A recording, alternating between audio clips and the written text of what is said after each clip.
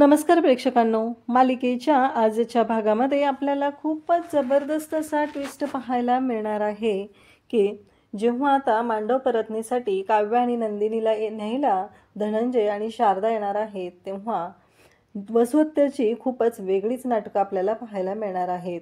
कारण ती त्यांना बोलणार आहे की तुम्हाला एवढ्या परिस्थितीत, अशा परिस्थितीत लग्न झालेलं असूनही रीतभात पाळायची आहे का, हे सगळं तिचं बोलणं असणार आहे. खरं तर रीतभात पाळायला लावणारी तीच होते ना घरामध्ये, प्रत्येक गोष्ट करायला लावणारी. आणि आता मात्र नंदिनीच्या आईबाबांना बोल लावत आहे. त्याचबरोबर तुम्ही मुलींवरती संस्कार केलेले नाही आहे, तुमच्या मुली उद्धट आहेत असंही ती बोलत आहे. आणि त्याचबरोबर आणखी एक जबरदस्त ट्विस्ट असणार आहे, तो म्हणजे जीवा आता कॉफी करणार आहे, तोही काव्यासाठी. आणि काव्य ही जीवाच्या मिठीत आलेली असणार आहे. तर हे सगळं कशा पद्धतीनं होणार आहे ते आपल्याला आजच्या या व्हिडिओमध्ये पाहायला मिळणार आहे. त्यासाठी हा व्हिडिओ शेवटपर्यंत पहा. तर इकडे आता जीवा दारू पिऊन आलेला असतो. नंदिनी त्याला सावरत असते. तेवढ्यातच मानिनी खाली आलेली असते. मानिनी म्हणत असते, जीवा जीवा आलास का रे तू? आणि जीवाला चालताही येत नसतं, तो धडपडत असतो. आणि त्या सगळ्यामध्ये नंदिनीच्या हातामध्ये जो तांब्या असतो तो तांब्या खाली पडतो. आणि नंदिनी मात्र जीवाला सावरत असते. तेवढ्यात ती म्हणत असते की हो आई, सॉरी आई, माझ्याकडून ते चुकून पडलेलं आहे, असं ती मानिनीशी बोलत असते. तेव्हा मात्र मानिनी म्हणत असते, अरे जीवा बोलतोस ना तू? तेव्हा नंदिनी म्हणत असते की हो आलेत ते, तुम्ही जा झोपा निवांत, मी आहे, असं नंदिनी सांगत असते. त्यासोबतच आता जीवाला घेऊन ती जीवाच्या बेडरूममध्ये येते आणि त्याला बेडवरती झोपवते. जीवा अगदी त्याची मनस्थिती, म्हणजे तो शुद्धीतच नसतो, तो इतका पिलेला असतो. त्यावेळेस इकडे जीवाकडे नंदिनी पाहत असते. नंदिनी त्याला व्यवस्थित बेडवरती झोपवते आणि त्यानंतर त्याच्या अंगावरती चादर पांघरून घालते. त्यानंतर आपल्याला पाहायला मिळतं की जीवा म्हणत असतो की दुःख, एवढं दुःख का झालंय मला, हे सगळं काय आहे, असं जीवाच्या डोक्यात सुरू असतं. त्यासोबतच आपल्याला पाहायला मिळतं की जीवा मात्र बडबडत असतो आणि नंदिनी त्याच्याकडे पाहत असते. नंदिनी म्हणत असते की काय आहे, म्हणजे कशामुळे हे सगळं घडतंय, जीवाने कशा परिस्थितीत लग्न केले माझ्याशी, हा प्रश्न नंदिनीलाही पडलेला असतो. आणि जीवाकडे ती पाहत असते आणि तिला वाईटही वाटत असतं, कारण जीवाची जी अवस्था झालेली आहे, त्याला खूप टेन्शन आलेलं आहे, ही गोष्ट काही तिला बरी वाटत नसते. त्याचबरोबर जीवा आता झोपी जातो. त्यानंतर आपल्याला पाहायला मिळतं की मानिनी इकडे विचार करत बसलेली असते. तिला झोप लागत नसते. विक्रम झोपलेला असतो, तो जागा होतो आणि पाहतो तर काय, मानिनी ही टेन्शनमध्ये असते. तेव्हा विक्रम म्हणतो, काय झालं? तेव्हा मानिनी म्हणते, मला ना माझ्या मुलांची काळजी वाटते. मला कळत नाही आहे की त्यांच्याशी कसं बोलायचं, कसं वागायचं, त्यांना कोणत्या भाषेत समजवायचं. कारण आत्ता माझ्या दोन्ही मुलांचं वाटोळं झालं असं मला वाटतंय. कारण जीवाना अगदी शेवटपर्यंत मला सांगायचा, लग्नाच्या अगदी शेवटच्या क्षणापर्यंत तो मला म्हणायचा, मी त्याला म्हटलं होतं ना, जीवा तुला ना नंदिनीसारखी मुलगी पाहिजे. तेव्हा जीवा मला म्हणायचा की नाही गं, नंदिनी एकदम कशी माहिती आहे का, गोडा मसाला आहे, मला मुलगी कशी पाहिजे, झणझणीत पाहिजे, असं तो सांगायचा. पण आता नंदिनीशी त्याचं लग्न झालं आहे. नंदिनी समजून घेते. जीवाने पण त्या परिस्थितीत आपल्यासाठी, आपल्या सर्वांसाठी तो निर्णय घेतला, पण त्यालाही हे सगळं निभावणं कठीण जातं आहे. तेव्हा विक्रम म्हणत असतो, मी तुला सांगितलं आहे ना पर्याय, कारण तो पर्यायच मला योग्य वाटत आहे. एखादा चांगला लॉयर बघायचा आणि आपल्या मुलांना या सगळ्या त्रासातून मुक्त करायचं. तेव्हा मात्र मानिनी म्हणत असते की तुम्हा पुरुषांचं कसं असतं माहिती आहे का, की लगेच तोडून टाकायचं असतं तुम्हाला, पण आम्हा बायकांचं तसं नाही. आम्हाला त्याची गाठ जरी पडली तरी ते नातं जे आहे ते बांधून ठेवायचं असतं. इकडे आपल्याला पाहायला मिळतं काव्या झोपलेली असते आणि सकाळ सकाळ काव्यासाठी कॉफी आणलेली असते आणि कॉफी घेऊन आलेला असतो तो जीवा. जेव्हा काव्यासाठी कॉफी घेऊन येतो, काव्या उठते, तिला खूप छान वाटतं, म्हणजे जीवाने तिला छान असं गुड मॉर्निंग केलेलं असतं. काव्याही खुश झालेली असते. ती जीवाकडे पाहत असते आणि जीवाला म्हणत असते, बाव, म्हणजे लग्न केल्यानंतर जर एवढे फायदे असतील तर लग्न करायलाच पाहिजे, असं तिचं म्हणणं असतं. आणि मग जीवा कॉफी घेऊन आलेला आहे, काव्या त्याच्याकडे पाहत आहे, दोघंही छान रोमॅन्टिक झालेले आहेत, एकमेकांकडे पाहत असतात, एकमेकांशी बोलत असतात. परंतु इकडे जीवा तिच्यासाठी कॉफी घेऊन आलेला असतो, ती जाम खुश झालेली असते आणि मग ती जीवाच्या खांद्यावरती डोकं टेकवते आणि दोघंही छान असे खुश असतात, एकमेकांशी बोलत असतात. त्याचबरोबर इकडे काव्यही खुश झालेली असते आणि डोळे उघडते आणि पाहते तर काय, समोर पार्थ असतो. पार्थने कॉफी तिच्यासाठी आणलेली असते आणि पार्थही गोड अशी स्माईल देत असतो. तेव्हा मात्र काव्याला धक्का बसतो. काव्याच्या चेहऱ्यावरचा रंगच उडालेला असतो, कारण तिच्या बाबतीत जे झालेलं असतं ते खूपच भयानक असतं. या गोष्टीची जाणीव तिला होत असते. काव्या मात्र विचार करायला लागते. काव्याला खूपच टेन्शन आलेलं असतं. हे सगळं काय घडतंय असं म्हणत ती धाडकन उठून बसते. तर तिला पडलेलं स्वप्न असतं. म्हणजे तिला अशा प्रकारचं स्वप्न पडलेलं असतं की तिचं जीवासोबत लग्न झालंय, जीवा तिच्यासाठी एवढं सगळं करतोय, नवरा बायको म्हणून एकत्र ते खूप छान दिसत आहेत. पण जेव्हा ती डोळे उघडते तेव्हा मात्र तिला धक्का बसतो. कारण तिला जाणीव होते की नाही, आपलं लग्न पारसोबत झालेलं आहे. आणि मग ती म्हणते की नाही, मला लवकरात लवकर निर्णय घ्यावा लागणार आहे, मला या लग्नातून मोकळं झालं पाहिजे असं ती म्हणू लागते. आजच मी एखादा लॉयर बघते आणि यासाठी प्रयत्न करते. त्यानंतर आपल्याला पाहायला मिळतं की दुसऱ्या दिवशी सकाळी जीवा जागा होत असतो. तो उठतो, त्याचा मोबाईल खाली पडत असतो. तेव्हा त्याच्या लक्षात येतं किती वाजलेले आहेत. तेव्हा त्याला आठवू लागतं की काल रात्री नंदिनी मला रूममध्ये घेऊन आलेली, मी त्या अवस्थेत होतो. त्याला आठवतं. त्याचबरोबर तो शर्टकडे पाहतो. त्याच्या शर्टचे बटन लावलेले नसतात. तेव्हा त्याला आता भीती वाटू लागते. नंदिनीने टॅटू तर बघितला नसेल ना, नंदिनीला काय वाटलं असेल. तेवढ्यातच सकाळ सकाळ नंदिनी 2 ग्लास घेऊन येत असते. अगदी सावकाश अशी चालत येत असते आणि ते दोन्ही ग्लास जीवाच्या समोर तिने पकडलेले असतात. तेव्हा मात्र जीवा तिच्याकडे पाहत असतो. जीवा म्हणत असतो, काय आहे हे? तेव्हा नंदिनी म्हणत असते की दारू तुम्ही काल पिऊन आलेलात ना, मग आपण दोघांनी एकत्र प्यायची असं मी ठरवलेलं आहे. तेव्हा मात्र जीवा नंदिनीकडे पाहत असतो. नंदिनी म्हणत असते, काय आहे? तेव्हा नंदिनी त्याला विचारत असते की पण मला एक कळेल का की तुम्हाला असं का वाटलं काल?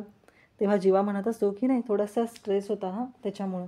कारण नंदिनीच्या लक्षात आलेलं असतं की जीवा हा रेग्युलर दारू पिणारा नाही, तर त्याच्या आयुष्यात घडलेली जी उलथापालथ आहे त्याच्यामुळे त्याला हा निर्णय घ्यावा लागत आहे.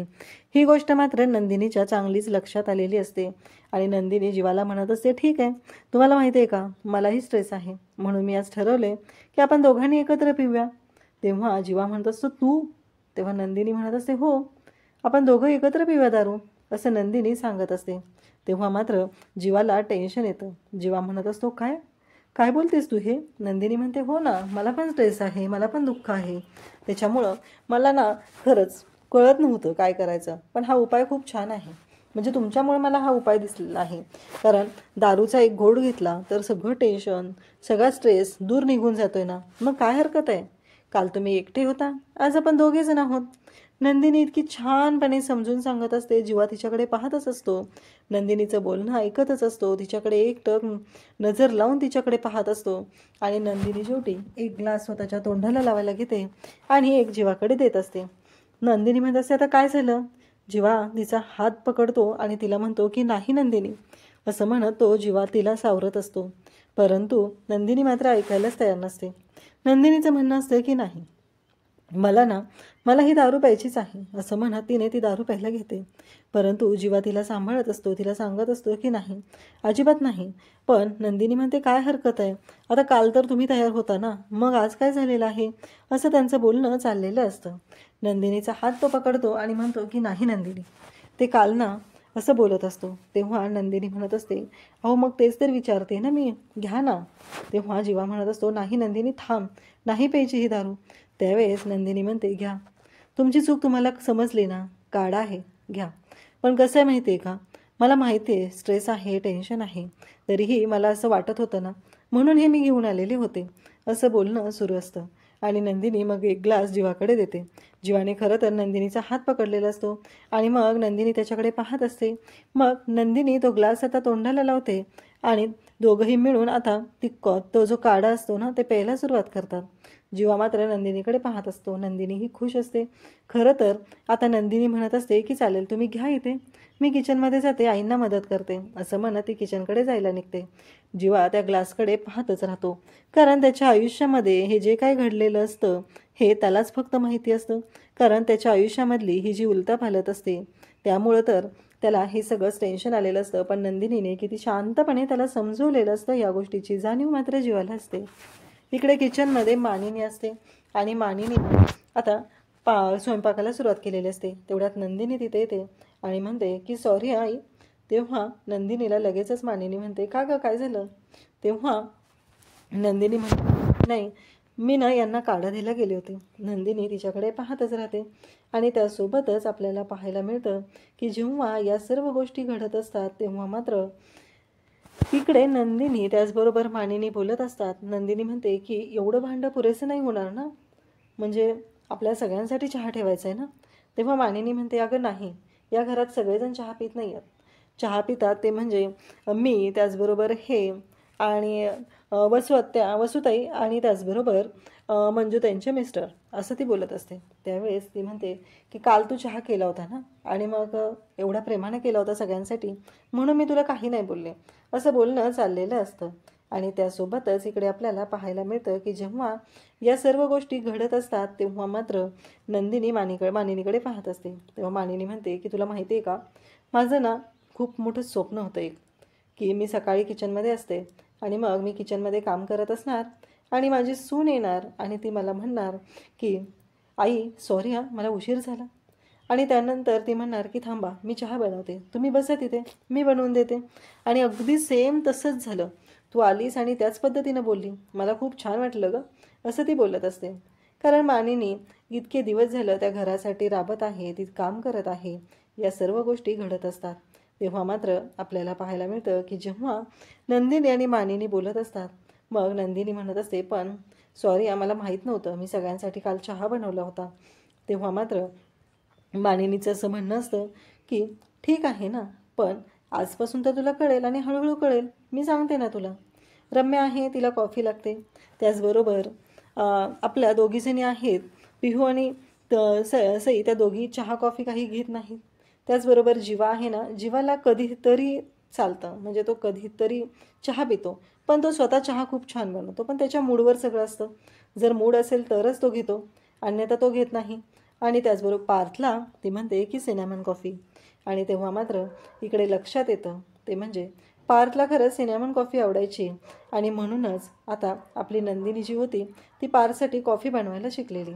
तेव्हा नंदिनी सांगते, आमच्या घरी मात्र सगळेजण चहाच घेतात, आणि नंदिनीला त्या गोष्टी आठवत असतात. तेव्हा मात्र मानिनी तिला सांभाळते आणि म्हणते की काळजी करू नकोस, होईल सवय या गोष्टींची, पण येईल लक्षात कोणाला काय आवडतं ते. आणि मग ती नंदिनीला सावरते. नंदिनी पण म्हणत असते की हो. आता नंदिनी त्याचबरोबर नंदिनी त्या घरामध्ये रुळण्याचा प्रयत्न करत आहे. तेव्हा इकडे मानिनी म्हणत असते की काव्याची मला काळजी वाटते गं, आणि तुला माहिती आहे ना, आज आईबाबा येणार आहेत मांडव परतनीसाठी, आणि त्याचबरोबर काव्या तयार झाली आहे का बघून ये, कारण ते न्यायला येणार आहेत ना तुम्हाला दोघींना. आणि मग नंदिनी म्हणते की चालेल. त्या दोघींच्या छान अशा गप्पा चाललेल्या असतात, दोघीजणी मस्त एकमेकींशी बोलत असतात, आणि मानिनी पण आपल्या सुनांना छान असं समजून घेत असते. मानिनीचा स्वभावच एवढा छान असतो, गोड असतो, आणि त्या पद्धतीनं ती सर्व करत असते, नंदिनीला समजून घेत असते. इकडे काव्या मात्र उठून तयार झालेली असते, आणि तिने मोबाईलमध्ये लॉयर काढलेले असतात, जे डिवोर्स मिळवून देणारे आहेत असे लॉयर. आणि त्या लॉयरच्या लिस्टमध्ये ती पाहत असते की यातला कोणता लॉयर मला उपयोगी पडेल, यातल्या कोणत्या लॉयरकडून माझं काम होईल, असं तिला वाटत असतं. म्हणून तिने शोध घेत असते. परंतु इकडे काव्याला कळत नसतं. मग त्यातले एक जाधव असतात, त्यांचं नाव लक्षात येतं, आणि ती म्हणते हे तर माझ्या मैत्रिणीचे वडील आहेत, मग मी आधी तिच्याशी बोलून बघते, म्हणजे ते माझी मदत करतील. म्हणजे इकडे काव्याला असं वाटत असतं की मला लवकरात लवकर डिवोर्स हवा आहे. जर लवकरात लवकर डिवोर्स हवा असेल तर मला ह्या पद्धतीनं करावं लागेल. तेवढ्यातच नंदिनी तिथे येते आणि काव्याला म्हणत असते, काव्या आज आई बाबा येणार आहेत, तयार आहेस ना तू. तेव्हा नंदिनी तिला विचारत असते की कोणाशी बोलतेस तू. काव्या म्हणत असते, आता हे पण मी तुला सगळं सांगायचं का, मी कोणाशी बोलते, काय करते. तेव्हा नंदिनी म्हणत असते, अगं काव्या एवढी चिडचिड काय करते, मी तुला साधं विचारले ना. काव्याला मात्र राग आलेला असतो आणि तंतनच निघालेली असते. काव्या खाली येते, तर खाली आल्या आल्या ती डायरेक्ट समोर तिच्या आईला जाऊन पकडते, कारण आई घरी आलेली असते, बाबा घरी आलेले असतात. आणि काव्याने जाऊन समोर पाहते तेव्हा तिला धक्का बसलेला असतो, कारण तिथे तिचे आई बाबा आलेले असतात. त्यासोबतच काव्याचा चेहरा बघून त्यांना कळत असतं की काव्याच्या मनात काय चालू आहे. त्यावेळेस नंदिनीही तिच्या पाठोपाठ आलेली असते, पण इतके दिवस नंदिनी जी शांत होती, तिच्या डोळ्यातून पाणी येत नव्हतं, म्हणजे तिनं सगळं सांभाळून घ्यायचा प्रयत्न करायची. ती नंदिनी आईबाबांना पाहिलं की तिला अश्रूंचा बाण फुटतो, म्हणजे ती रडायला सुरुवात करते. तिला आईबाबांना बघून खरं तर खूप छान वाटलेलं असतं, पण काव्याच्या चेहऱ्यावर कोणतेच एक्सप्रेशन नसतात. काव्याला खूपच राग आलेला असतो. तिला तिच्या आईबाबांचाही राग आलेला असतो, कारण तिचं असं म्हणणं होतं की आपण नंदिनी ताई येईपर्यंत थांबूया. पण त्या गावातल्या लोकांमुळे नंदिनी येईपर्यंत थांबायला आईबाबाही तयार नव्हते. बाबांनी अक्षरशः सगळ्या लोकांच्या समोर तिच्या समोर हात जोडलेले तिच्या पायावरती डोकं ठेवलं होतं आणि म्हणूनच काव्या या लग्नाला तयार झालेली होती. आणि आत्ता जे घडत असतं त्यामुळं काव्याला खूप वाईट वाटत असतं. काव्या मात्र पाहत असते आणि नंदिनी डायरेक्ट जाते आणि आईला मिठी मारते, कारण नंदिनीला खूपच कसं तरी होत असतं आणि काव्या त्यांच्याकडे पाठ फिरवून उभी असते. काव्याला मात्र या सगळ्या गोष्टींचा खूप राग आलेला असतो आणि नंदिनीला मात्र खूप छान वाटत असतं. तिचे आई बाबा तिच्यासोबत असतात. मग नंतर नंदिनी बाबांकडे जाते, बाबांना मिठी मारते आणि त्याचबरोबर त्यांनाही दोघांना रडू आलेलं असतं. काव्या मात्र या सगळ्यांकडे मागं फिरून पाहत असते. काव्याच्या डोक्यात वेगळंच चक्र सुरू असतं. काव्याला कळत नसतं की आपण काय बघतोय, काय बोलतोय. आणि तेवढ्यातच रम्या आणि वसू तिथे येतात. तर रम्या आणि वसू आल्याला बोलायला सुरुवात करते. धनंजय, शारदा, तुम्ही इथे? तेव्हा ते सांगू लागतात की हो, मुलींना घ्यायला आलेलो आहे मांडव परतण्यासाठी. तेव्हा मात्र इकडे ती म्हणत असते, काय हे नाही, काय संस्कार काय केले तुम्ही तुमच्या मुलींवरती? आणि मग ती डायरेक्ट सांगायला सुरुवात करते, तुम्ही तुमच्या मुलींवरती संस्कार करण्यामध्ये कमी पडलेले आहात. आणि शारदा, काय गं तुझ्या मुली आल्यापासून नुसता धुडगूस घातलाय त्यांनी. मला कळतच नाही आहे लग्न कोणत्या परिस्थितीत झालं आहे आणि तुम्हाला रीतीभाती पाळायच्यात. गावातल्या त्या माणसांनीही रीतीभाती पाळण्याचा प्रयत्न केला आणि आता तुम्हीही तेच करताय. म्हणजे मला कळतच नाही आहे की लग्न कोणत्या परिस्थितीत झालं आहे याचा जरा विचार तरी करा आणि मग अशा रीतीभाती पाळा, असं ती बोलत असते. आणि तेव्हा मात्र इकडे पाहायला मिळतं की तिचं जे बोलणं ऐकून इकडे नंदिनी त्याचबरोबर काव्या या दोघींनाही खरं तर धक्काच बसलेला असतो. कारण त्या दोघींचंही असं म्हणणं असतं की काहीही झालं तरीही या सर्व ज्या गोष्टी आहेत त्या खूपच विचित्र अशा घडलेल्या आहेत आणि मग तरीही यांना सगळ्यांना अशा पद्धतीनं बोलायचं आहे, अशा पद्धतीनं वागायचं आहे, हे बोलणं चाललेलं असतं. आणि इकडे काव्याला मात्र राग आलेला असतो. काव्या म्हणत असते, काय आहे हे सगळं? म्हणजे मी ज्या गोष्टीचा विचार करत होते सगळं त्यापेक्षा वेगळंच घडत आहे. आणि इकडे ही बाई माझ्या आईबाबांच्या समोर सरळ अपमान करत आहे आणि मी मात्र शांतपणे सहन करायचं आहे सगळं. काव्याला मात्र राग आलेला असतो. काव्या तशीच पाहत असते. तेव्हा ती सांगायला सुरुवात करते, काय सांगू तुम्हाला, गृहप्रवेशाच्या वेळी या काव्याने तर माप आहे ना ते उधळून लावलं. उधळून म्हणण्यापेक्षा फुटबॉलसारखं उधळून लावलं ते, असं इकडे ही बोलत असते. तेव्हा मात्र सगळेजण तिथं पाहत असतात. तेव्हा काव्याला नंदिनीला मात्र वाईट वाटत असतं की अशा पद्धतीनं नाही बोललं पाहिजे असं तिला वाटत असतं. परंतु ही मात्र ऐकायला तयार नसते, कारण वसूला यांची सगळ्यांची लायकी काढायची असते म्हणूनच ती बोलत असते. काव्या पण डोळे मोठे करून वसूकडे पाहत असते. शारदा म्हणत असते की काय झाले नक्की, कारण शारदाला जी काळजी वाटायची की आपली काव्य आहे ती नाही समजून घेणार, कारण काव्याचा जो स्वभाव आहे तो शारदाला चांगलाच माहिती असतो. आणि मग काव्या इथे बोलत असते. काव्या मात्र वसूकडे पाहत असते, रागानेच पाहत असते आणि म्हणत असते की काही झालं तरी माझ्या आईबाबांच्या बाबतीत, असं तिचं बोलणं येत असतं. पण पुन्हा ती शांत राहते. त्यासोबतच आपल्याला पाहायला मिळतं की जेव्हा या सर्व गोष्टी घडत असतात तेव्हा मात्र आता शारदा आणि धनंजय पाहतच असतात.